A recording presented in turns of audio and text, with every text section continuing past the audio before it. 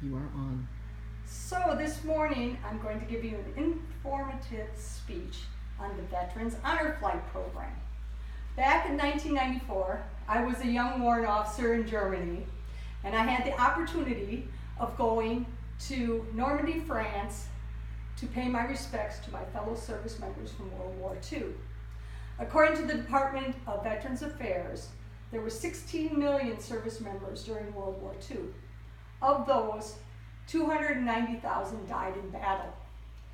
As I stood on the cemetery and looked at all those white crosses and realized how young our service members were, I began to cry. I cried for the service members. I cried for their parents who might never be able to come to their graves to see them, and I cried for their comrades.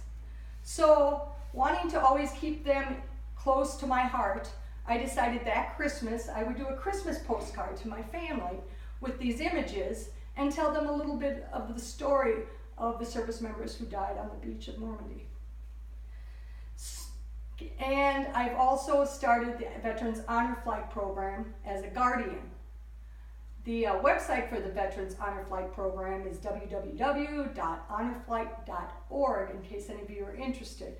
Their mission is to transport America's veterans to Washington, D.C., to visit those memorials dedicated to honor the service and sacrifices of themselves and their friends. This is a free trip for our veterans.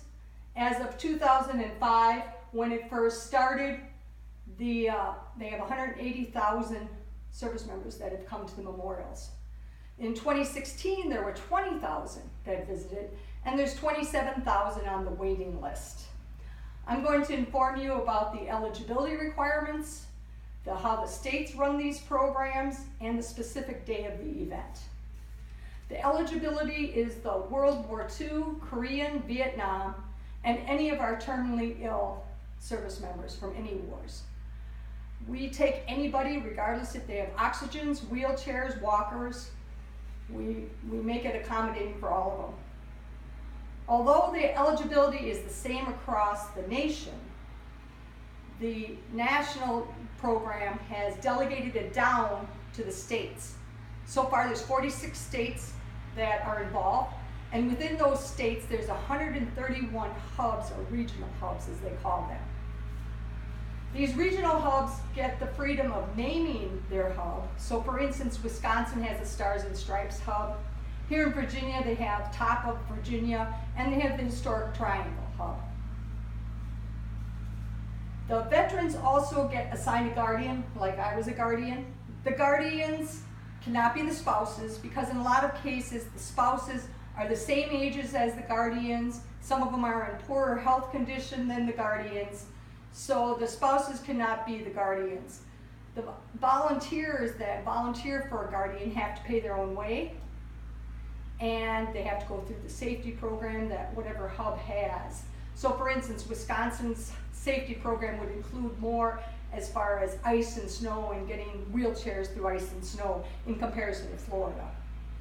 A 2015 business journal expressed a guardian's viewpoint, and he said, "When you have the opportunity to shake the hands of the people who dropped everything to be a part of the effort to make the world right, the way they open up to you, well, it's unbelievable." One of the other differences that the hubs have is in transportation. Our western states will do 2-day trips because of just the distance. Wisconsin does a 1-day trip. Virginia doesn't have a plane at all. It's all buses. Now that I covered the eligibility and differences between the states, let's talk about my experience as a guardian on the day of the event. So I had a World War II Marine. His name was Don. That's a picture of Don. He was 88 years old. I escorted him in February. In a week, I'll be escorting my uncle, whose name also happens to be Don, and he's a Korean War vet. He'll be flying down from Wisconsin. The honor flight, there'll be 55 honor flights during this month coming into DC from across the country. That requires a fabulous logistic planning by these hubs.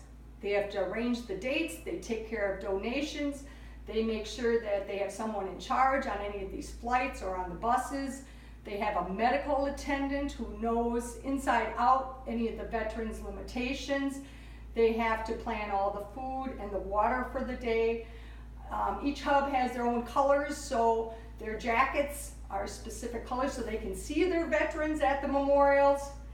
They have extra wheelchairs in case any of our able-bodied veterans get tired during the day so that we can put them in a wheelchair.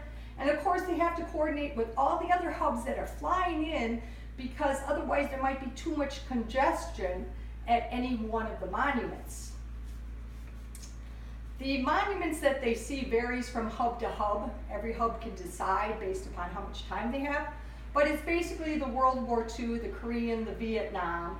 If they have time, they might go out to the Air Force Museum or the Marine Corps Museum, but they always go to the Arlington National Cemetery for the changing of the guard. At the end of the day, when they're back on their flights or back on their buses, they get mail call. And mail call consists of letters from kids from their communities, school children, or their families and friends. So they read these letters on the way home. And an officer review article described this as, you know, when these veterans get on the planes or on these buses in the morning, they're in their 80s. By the time they get back home, they feel like they're in their 60s because they had such a good day.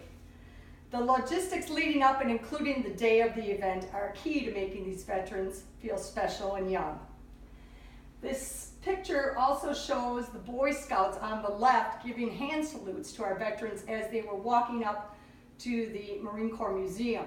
And it reminds me of, I have two young nephews who I took to the traveling Vietnam Wall one time, and they saw all the veterans in their vests and they said, "Can we go talk to them?" And I said, "Absolutely." And so we crafted some questions and these two little types took off to talk to the veterans. And the articles talked about, talk to these vets. It's often not the price they paid that they think about, but the ultimate price paid by those who didn't return. In conclusion, I've given you information about the Honor Flight program, specifically the eligibility requirements, how the states run their programs, and culminating with a specific event. As for me, my life will be forever changed by listening to their stories. And I'll end it with a quote from Will Rogers. "We can't all be heroes. Some of us have to stand on the curb and clap as they go by. I will always be one of those clapping, knowing in my heart that the veterans that are gone can still hear my clapping."